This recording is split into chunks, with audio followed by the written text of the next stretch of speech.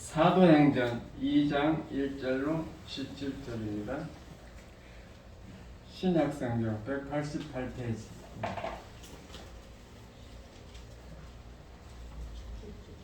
사만 유튜브.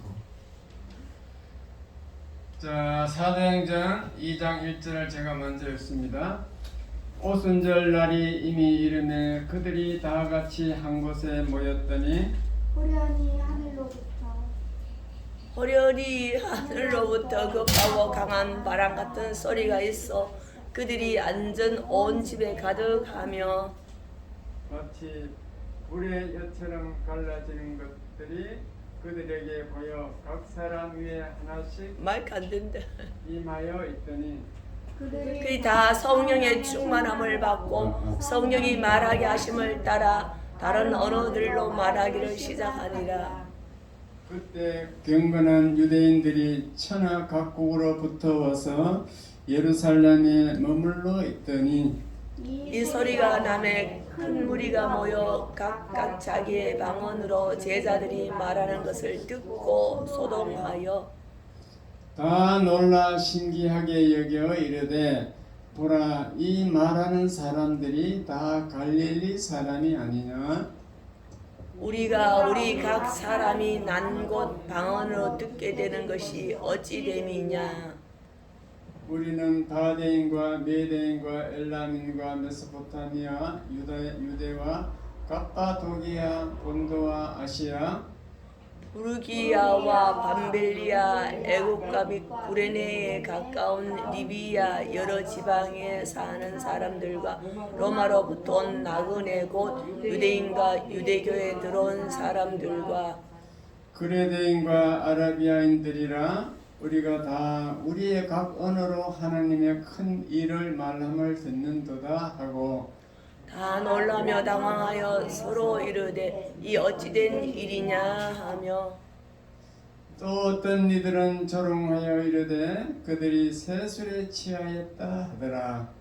베드로가 11 사도와 함께 서서 소리를 높여 이르되 유대인들과 예루살렘에 사는 모든 사람들아 이 일을 너희로 알게 할 것이니 내 말에 귀를 기울이라. 때가 제3신이 너희 생각과 같이 이 사람들이 취한 것이 아니라 이는 곧 선지자 요엘을 통하여 말씀하신 것이니 일러스되 다 같이 시작. 하나님이 말씀하시기를 말세 내가 내 영을 모든 육체에 부어주리니 너희 자녀들은 예언할 것이요 너희의 젊은이들은 환상을 보고 너희의 늙은이들은 꿈을 꾸리라. 아멘. 할렐루야. 성령을 알자. 오늘도 이제 코로나를 이기고 이렇게 다 나오셔서 감사드립니다. 인사하겠습니다. 만나서 반갑습니다. 반갑습니다. 설교 제목 다 같이 시작. 회사 성령을 알자. 지난 4월 17일이 부활절로 우리가 지켰지요. 부활절을 지켰으면 부활하신 예수님이 이 땅에 오시면은 우리는 능력을 받을 수 있습니다. 우리가 능력을 받아야 되는데 성도들이 불신자와 똑같이 살아간다면 문제가 있겠죠. 사업을 하면 사업이 잘 돼야 되고 자녀들도 잘 돼야 되고 건강도 회복해야 되고 여러 가지 우리는 하나님의 능력으로 살 수 있는 그러한 기회를 하나님이 다 허락해 주었거든요. 그게 부활 사건이에요. 그러면 어떻게 하면 그 능력을 우리가 이어갈 수 있는가? 그것이 오늘 이제 비결을 말씀드리는데 그게 바로 보혜사 성령을 받아야 된다. 그 얘기거든요. 예수님은 제자들과 3년 반을 같이 사셨습니다. 이때 제자들은 참으로 행복했습니다. 왜냐하면 예수님이 모든 필요한 것을 다 채워주었거든요. 병든 자는 병도 고쳐주시고 또 보리떡 5개와 물고기 2마리로 5,000명을 먹이시고, 그리고 또 자기들을 위협하는 제사장과 바리새인들로부터도 지켜주셨습니다. 이렇게 행복에 젖어 있는 이 제자들에게 예수님께서 어느 날 십자가 사건을 말씀하셨어요. 내가 십자가에 죽고 부활해야 된다. 그것을 말씀하셨습니다. 그러니까 제자들이 무서워가지고 이 말씀에 대해서 묻기를 두려워했다라고 성경은 기록하고 있어요.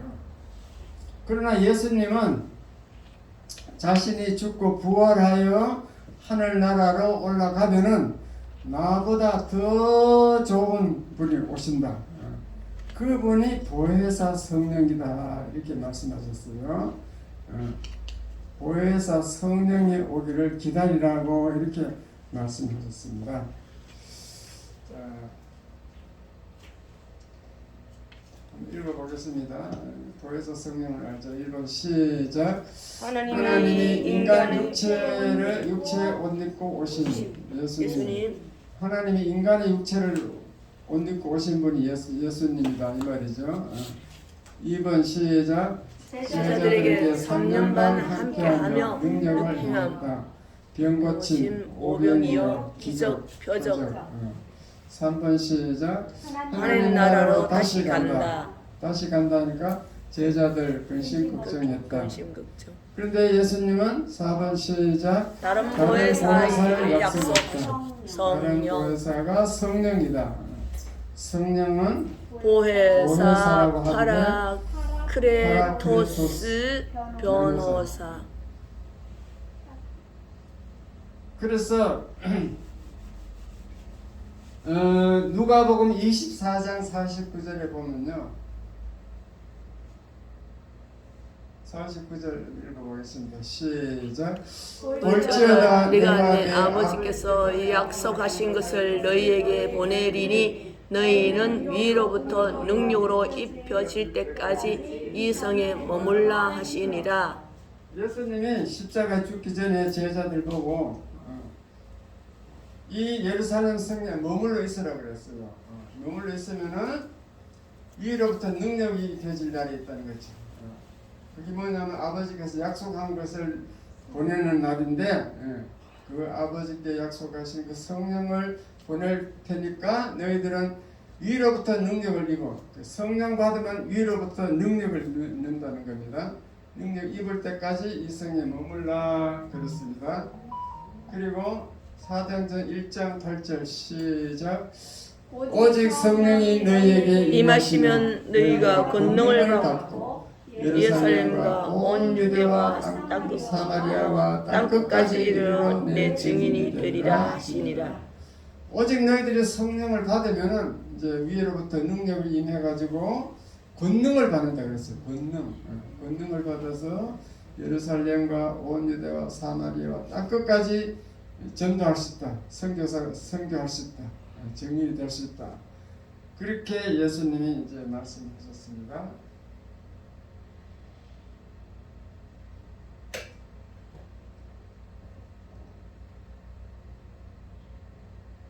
그래서 이제 이 예수님이 약속한 것이 이제 실제로 이루어진 사건이 이제 오순절 성령 강림 사건인데 오늘 읽은 본문 내용이 그렇습니다. 사도행전 2장에 보면은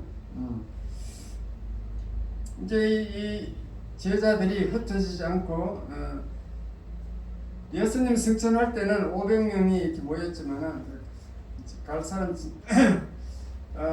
뿔뿔이 흩어져서 갈 사람 집에 가고 나머지 120명만 남아가지고 마가다락 땅에서 이제 계속 기도하고 있는 거예요. 왜냐하면 약속한 걸 위로부터 내려오는 그 능력, 보혜사 성령을 받으려고 막 기다리고 계속 기도하고 있었습니다. 그랬더니 이제 오순절이 됐어요. 오순절은 유대인들의 명절입니다. 한국으로 말하면 추석과 같은 거예요. 그런데 그 오순절날 성령이 그야말로 내려온 겁니다. 성령이 막 바람처럼 바람 소리가 막 나고 혀에 갈라진 것처럼 이렇게 성령이 막 갈라져서 내려오더라 그랬습니다. 성령이 오실 때는 여러 가지 현상이 나타납니다. 그 특징 중에 하나는 요란하다는 거, 요란하고 시끄럽다는 거, 시끄러워. 성부 하나님이 오실 때도 조용하게 오시지 않았어요. 이스라엘 백성이 출애굽해가지고 광야를 지나서 시내산에 도착했을 때 어느 날 시내산에 하나님이 강림하는데 그 출애굽기 19장 18절에 보면 이제 시내산에 강림한 하나님이 강림한 사건을 적어놨거든요. 자, 출애굽기 19장 18절 시작. 시내산에 연기가 자욱하니 여호와께서 불 가운데서 불이 감하십니다. 그 연기가 온기 가마 연기같이 떠오르고 온 산이 크게 진동하며 시내산에 연기가 막 자욱하더니만은 온 산이 진동했다. 크게 진동했다 그러죠. 진동하면서 여호와께서 강림했다.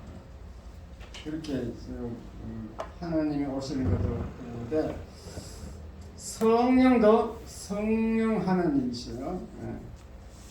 예수님은 성자 하나님. 그래서 성자 예수님도 사실은 조용히 오지 않았어요. 예수님이 올 때는 어떤 일이 일어나는가? 마태복음 2장 3절 한번 보겠습니다. 2장 3절 시작. 헤롯 왕과 온 예루살렘이 듣고 소동한지라. 그 동방 박사가 별을 따라서 예루살렘까지 왔잖아요. 예루살렘에 와서 왕궁을 찾아가서 헤롯 왕이 찾아가서 내가 지금 메시아가 하나님이 가르쳐줬다. 별이 계속 움직여서 따라왔다. 메시아가 여기 어디 와서 멈췄는데 별이 멈췄는데 그래서 여기 메시아를 우리가 만나러 왔다. 이러니까 헤롯 왕이 깜짝 놀라서 온 예루살렘이 듣고 소동했다 그랬습니다. 자, 그 다음에 2장 4절 시작. 왕이 모든 대제사장과 백성의 서기관들을 모아 그리스도가 어디서 나겠느냐 물으니 그 헤롯 왕이 대제사장과 서기관들을 모아놨어요. 너희들 율법을 연구하니까 그리스도가 지금 메시아가 태어났다는데 그 성경에는 어디서 태어나는 걸로 돼 있냐 물어봤죠.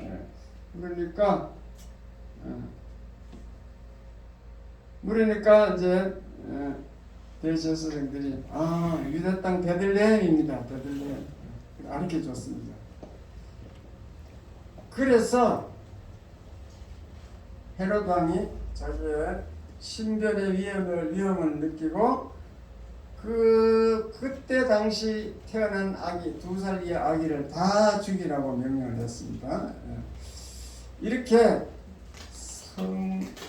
예수님이 오실 때도 요란했었습니다. 한 나라 대통령도 외국에 가면요 그 대통령을 맞이하기 위해서 요란합니다. 신문에 나고 막. 하물며 하나님은 사람과 비교할 수 없는 크신 분이기 때문에 요란할 수밖에 없습니다. 그러므로 여러분도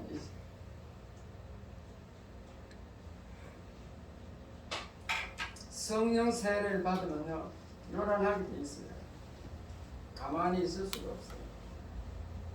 사람이 막 객가닥 달라져요.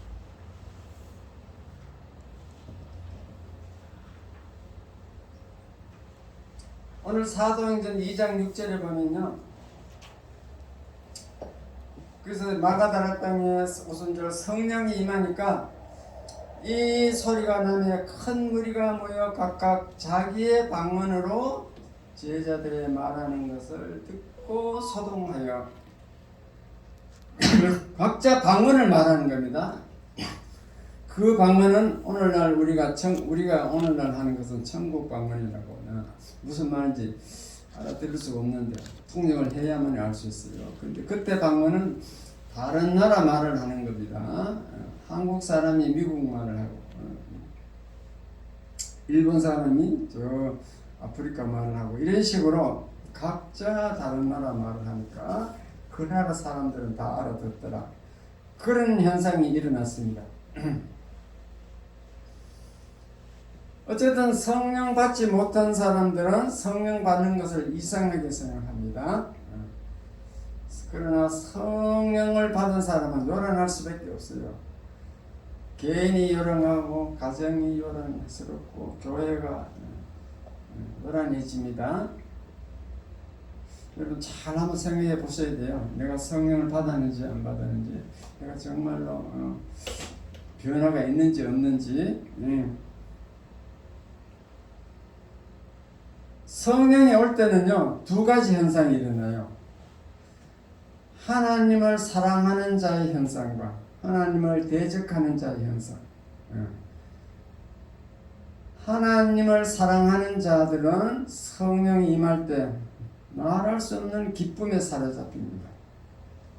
이것은 세상이 주는 기쁨과 다르게 하늘의 기쁨이기 때문에 이것은 표현할 수 없어요. 본인만 알아요. 헤아릴 수 없는 기쁨이 일어나거든요. 그러나 대적하는 자들 성령이 오는 것을 보면 조롱하는 사람이 있어요. 오늘 읽은 본문 사도행전 2장 13절에 보면은 또 어떤 이들은 조롱하여 가로되 이 어찐 일이냐 하며,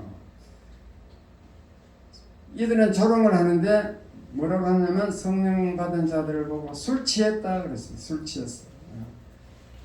그러니까 베드로가 이제 지금 한낮인데 무슨 술을 취하느냐, 술 취한 것이 아니라 보혜사 성령이 오셨어 그렇다, 이렇게 베드로가 설명을 해주고 있죠. 이와 같이 성령이 임할 때는 요란스러워요. 아주 얌전한 사람이라 할지라도 성령 받으면 요란해집니다. 그 사람은 태도가 바뀌게 돼 있어요. 교회에 무관심했던 사람이 교회 청소도 하고 관심을 갖습니다. 주일날 나오라 소리 안 해도 스스로 나옵니다. 어쨌든 사도행전 2장 17절에는 말세 하나님께서 성령을 부어줌을 말씀하고 있어요. 성령을 부어준다는 것이 이제 그 구약에 약속된 것이다. 요엘서 2장 28절로 30절에 보면은 성령을 부어줄 것을 약속했기 때문에 그것이 이제 이루어진 것이다. 그렇게 베드로가 설교를 하고 있죠.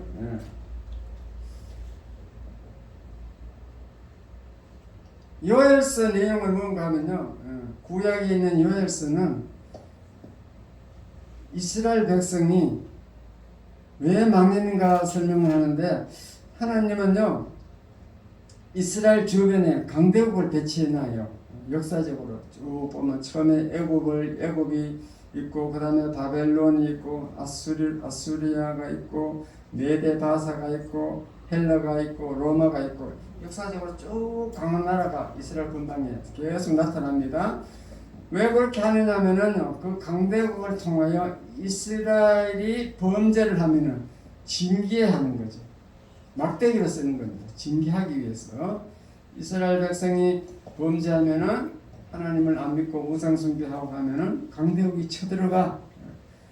그 요엘서는 그런 내용이에요. 그래서 결국은 이스라엘이 망했어. 바벨론에 다 포로로 끌려가고 나라가 없어져 버렸습니다.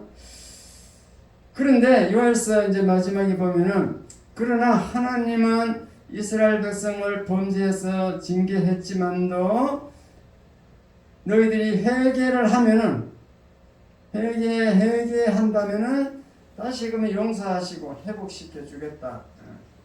그리고 그들에게 성령을 부어주겠다.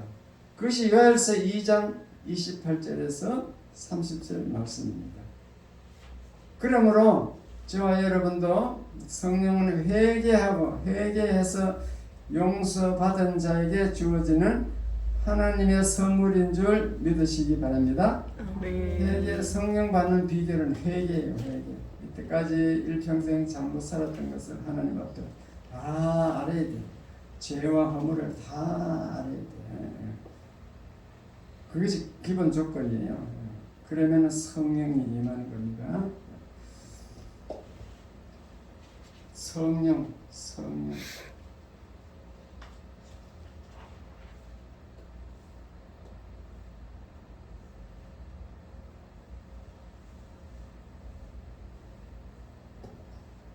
신약 성경 사복음서 마태, 마가, 누가, 요한 그 사복음서를 하는데 사복음서는 예수님과 함께 있었던 내용이에요. 예수님이 이 땅에 와서 12 제자를 선택해서 제자들과 함께 하면서 무슨 일을 했는가 그것을 기록하고 있습니다. 그런데 사도행전은 보혜사 성령이 오셔가지고 성령과 함께 했던 내용입니다. 자, 그러면 예수님이 이 땅에 와서 하신 일과 성령이 와서 사도행전을 이어가는데 사도행전에서 한 일을 보면은 뭐가 다른가? 그 차이가 있어요. 사복음서에 나오는 예수님은 직접 예수님이 막 이적을 행해. 병도 고치고 막 족도 만들어주고 막 이적을 행하는데 제자들은 구경만 하고 있었거든요. 그런데 사도행전에 와서 이렇게 성령이 하는 것을 보면요, 이 성령이 혼자서 하는 게 아니고 제자들을 통해서 해요. 사람을 통해서 역사해요. 제자들이 마치 예수님처럼 우리 일을 하는 거지. 제자들이 예수님처럼 그 병도 고치고 다 하는 거지. 사람을 통해서 하더라. 베드로를 통해서 하고 사도 바울을 통해서 하고 예수님이 했던 것과 똑같이 죽은 자도 살리고 눈먼 자 고치고 덩어리도 고치고 안전병이도 일어나게 하고 예수님이 했던 것을 똑같이 사도행전에서 하고 있는 것을 믿으시기 바랍니다. 똑같아요. 그것은 뭔가 하면 오늘날도 우리 사도행전은 끝이 없어요. 계속 더 이어가야 돼요. 우리 오늘도 사도행전을 계속 이어서 쓴다는 얘기예요. 오늘날도 성령이 우리를 통해서 역사하기를 원하는 거예요. 성령이 역사를 일을 하는데 이 성도들을 통해서 한다니까요. 믿으시면 아멘. 아멘. 성도를 혼자서 하는 게 아니고 성령은 보이지도 않아요. 예수님은 보이지만 보이지도 않아요. 그러니까 사람을 통해서 역사합니다. 그걸 우리는 잘 알아야 돼요. 그래서 우리는 보혜사 성령을 받으면은 능력이 생기는 거예요. 능력. 성령의 능력. 보혜사.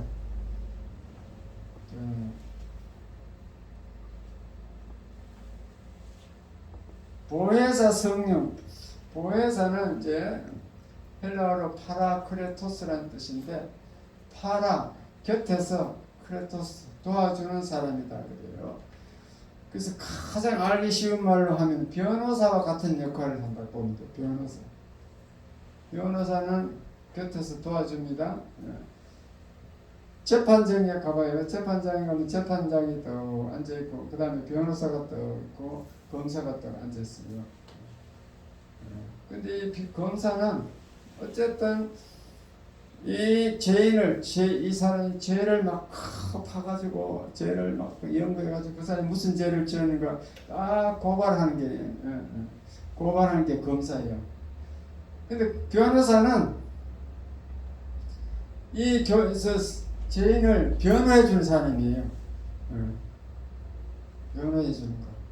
죄인에게 유리하게 판결하도록 죄인을 위해서 막 죄인 편에서 들어서 자기가 논증을 한다고. 그러면 재판장은 판사는 변호사 말을 들어보고 검사 말을 들어보고 이렇게 해서 이제 어느 쪽이 맞는가 이렇게 검토해서 그렇게 판결을 하잖아요. 그 변호사가 없으면 내가 말을 할 수 없어. 나는 무죄라고 증명할 길이 없어. 내 말은 안 들어주니까. 논리적으로 말을 해야 되니까. 그래서 변호사가 필요합니다. 재판장에. 근데 이 성령은 마치 보혜사, 변호사 같은 일을 한다 이 말이에요. 우리를 도와주고 우리에게 필요한 것을 공급해주고 병들면 병도 고쳐주고 사업이 안 되면 사업을 잘 되게 해주고 이렇게 보혜사 성령이 우리를 도와주는 줄 믿으시기 바랍니다. 아멘. 그래서 그 보혜사가 오시면은요, 그 보혜사 성령은 안 보이기 때문에 보혜사는 곁에서 도와주는 분인데 그 오셔서 안 보여. 그런데 오시면은 너희 속에 계신다고 그랬어요. 우리 속에 들어와. 속에 성령이 우리 속에 들어온다고. 그래서 우리 육체를 자기의 몸으로 사용해요. 그 성령 받으면 성령이 우리 속에 들어오는 거지. 믿으시면 아멘. 아멘. 그러니까 너무너무 좋은 거지. 성령이 우리와 함께 하기 때문에. 그래서 성령이 함께하면 보혜사, 보는 보호해 준다는 뜻이고 해는 우리에게 모든 은혜를 준다는 것이요. 은혜는 공짜로 주는 거, 선물입니다. 선물을 자꾸 주고 우리를 보호해 주고 교통사고 날날 때도 보호해 주고 은혜, 필요한 거 선물로 주고 사, 가르쳐 주고 우리 기도하면요 성령이 다 가르쳐 주게 돼 있어. 근데 우리는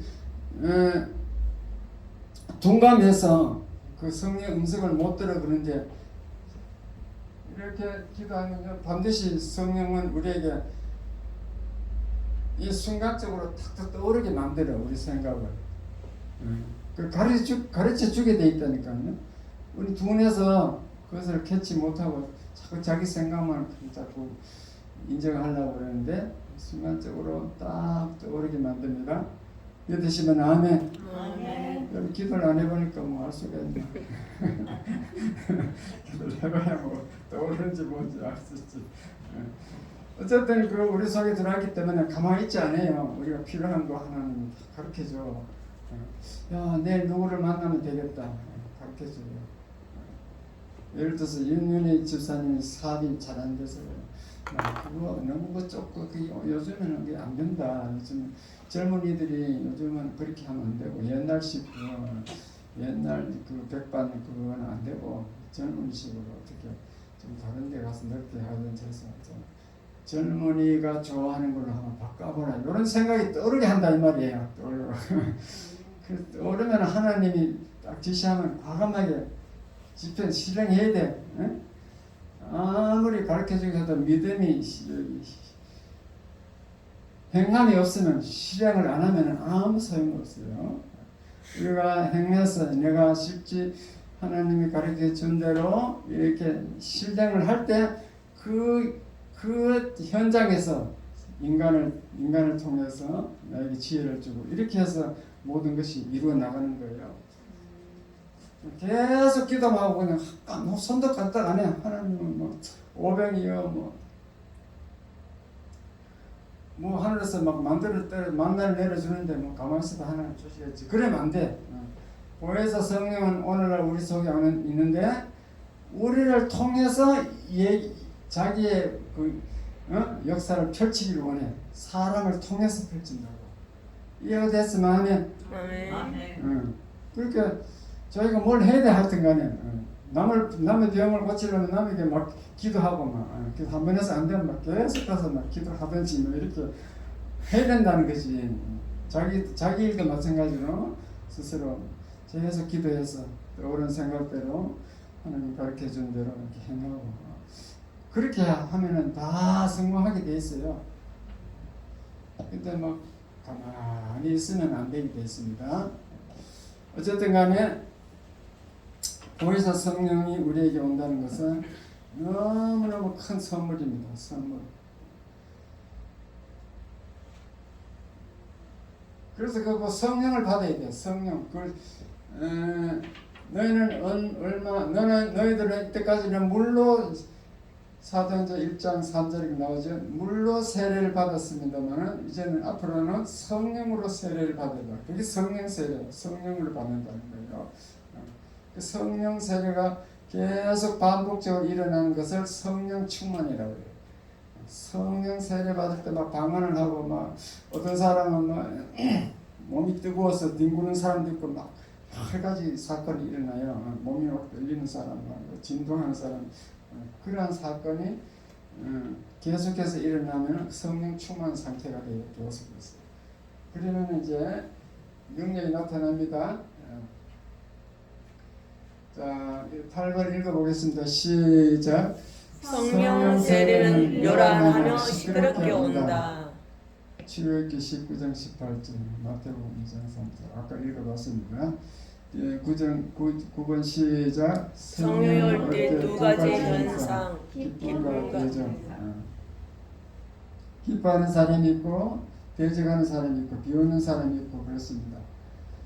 자, 우리의 신앙 상태 한번 10번 시작. 비행기 이륙과 신앙생활 모습 비유.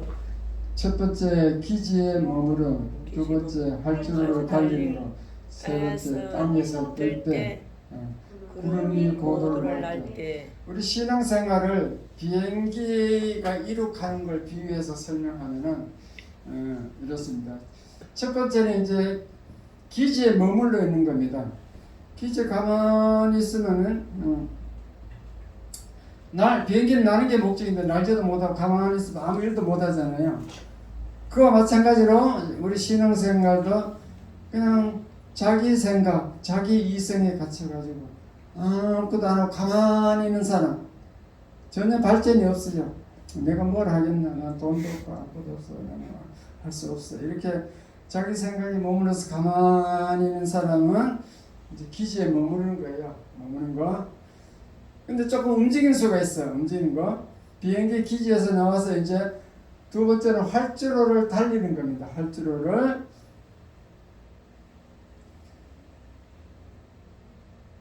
활주로를 달리기는 달리는데 아직 날지는 못합니다. 그래서 움직이고만 있는 거지. 더 이상 발전하지 않고 그냥 계속 달리기만 해요. 그래서 조금 움직이기는 합니다. 10년이고 20년이고 교회 잘 나와요. 움직이는 거지. 교회 잘 다니는데도 큰 변화가 없어. 왜냐? 자기가 생각하기는 뭐 달리고 있다고 생각할지 몰라도 그 신앙이 실제로는 자라지 않는 겁니다. 그냥 활주로 안에서 이제 왔다 갔다 하는 거지. 그러한 신앙이 이제 활주로 달리는 신앙입니다. 세 번째는 이제 속도를 내는데 땅에서 뜨려고 그래요. 비행기가 땅에서 뜨려면은 시속 200km에서 300km로 막 달려야 돼요. 그래야 땅바닥에서 뜹니다. 이때는 이제 소리가 요란하죠. 성령을 내니까 막 200, 300 씩 하고 가죠. 그리고 막 비행기가 막 흔들흔들 거려요. 이렇게 뜨는 능력이 성령 세례다. 성령 세례 받으면 막 요란스럽게 막 뜨려고 하는 거지. 요란스러운 거지. 흔들리고. 이와 같은 과정을 통해서 이제 성령 세례를 받으면은 이제 비행기가 뜨게 되죠. 4번에 보면 구름 위 고도를 날게 됩니다. 뜨게 되면은 구름 위로 막 올라갑니다. 계속 높이 올라가면요, 구름이 밑에 있어. 구름 위까지 올라가 버려요. 아주 높은 고도까지 올라갑니다. 그때는 비행기가 소리도 안 나고 요란하지도 않고 조용합니다. 흔들리지도 않아요. 그 구름 밑에는 막 비가 오고 태풍이 불고 해도 이 비행기는 상관없어요. 왜냐하면 그 구름 위에 있기 때문에. 이때부터 조종사도 이제 쉴 수 있어요. 우리의 신앙도 이제 여기까지 올라가야 된다는 거지. 그렇게 되면은 우리의 신앙이 구름 위에 가는 그 상태까지 되면은 세상으로부터 오는 마귀의 권세 밖에 있는 사람입니다. 마귀가 자기를 건드릴 수가 없어요. 구름 위에 갔기 때문에 마귀 위에 있어. 이것이 이제 성령 충만이라는 상태입니다. 구름 위에 가는 상태가 성령 충만한 상태. 그렇게 모든 성도들이 이렇게 그 단계까지 신앙이 성장해야 돼요. 아무런 자기 주위에 뭐 질병이 있든지 어떤 뭐가 오더라도 흔들리지 않고 든든하게 그렇게 살아가는 게 성령 충만한 삶입니다. 여러분도 다 그렇게 되시기 바랍니다. 아멘. 조금 뭐 잘 안 된다고 막 울고 불고 할 게 아니고 든든해가지고 이제 모든 것을 이길 수 있게 돼야 돼요. 그런 상태에서 이제 계속 신앙생활을 하면요, 이 세 가지 변화가 일어나. 말의 변화가 일어나고, 생각이 변화가 일어나고, 목표가 바뀌어요.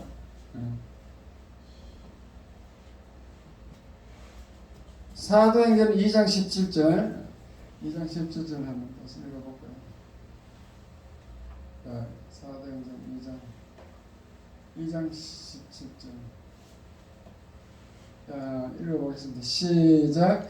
하나님이 말씀하시기를 말세 내가 내 영을 모든 육체에 부어주리니 너희 자녀들은 예언할 것이요 너희 젊은이들은 환상을 보고 너희 늙은 이들은 꿈을 꾸리라. 말세 지금 이제 오순절 마가다락방에 성령 강림한 그 사건부터는 그 사건이 일어난 이유를 말세라 그랬는데 말세. 지금은 말세 중에서도 더 말세지 말이에요. 그 말세에 내가 영을 부어주는데 모든 육체에게 부어주면은 예언을 한다 그랬죠. 젊은이들은 예언한다. 자녀들은 예언하고 젊은이들은 환상을 보고 늙은이들은 꿈을 꾼다. 그러니까 이제 예언, 말이 달라집니다. 예언을 할 수 있는 거, 말이 달라지고 생각이 달라져요. 생각이 좋은 생각으로 환상을 가지게 돼 있어요. 그리고 목표가 달라. 목표가 그렇게 꿈을 가지고 목표를 향해서 나갑니다. 그렇게 성령 받으면 우리의 삶이 바뀌는 겁니다. 말과 생각과 목표가 바뀐다. 그러기 위해서는 보혜사 성령을 받아야 된다. 그런데 우리는 성령이 임하기를 사모하고 성령 충만 받기 위해서 날마다 기도하고 힘써야 된다. 그게 이제 결론입니다. 결론. 우리가 부활하신 주님이 우리에게 왔는데 왜 이렇게 변화가 없고 모든 것이 안 되고 나 그러냐? 그런 사람은 성령을 받아야 된다는 겁니다. 부활하신 예수님이 대신 성령을 보내주시기 때문에 그 성령을 여러분이 받아야만이 우리가 능력의 삶을 살 수 있다. 비행기가 구름 위에서 조용하게 흔들리지 않고 살아가듯이 그런 상태까지 될 수 있다. 우리의 말과 생각과 행동이 다 바뀌게 돼 있다. 그렇게 되시기를 원하시면 아멘. 아멘. 성령 받으라 한번 불러보겠습니다.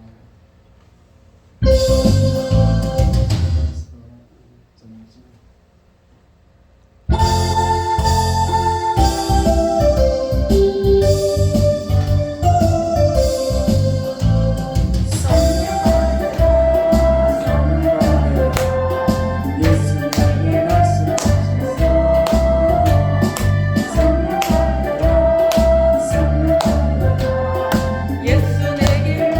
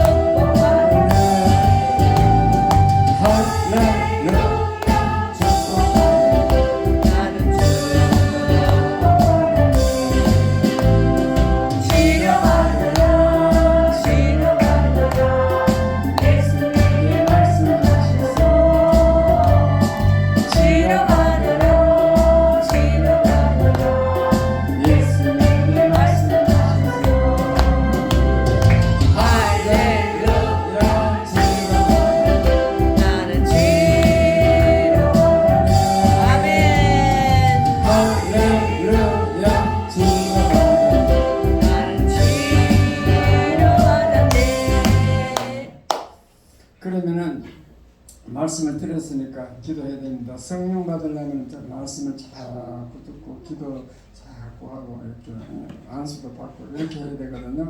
그래서 말씀을 오늘 들어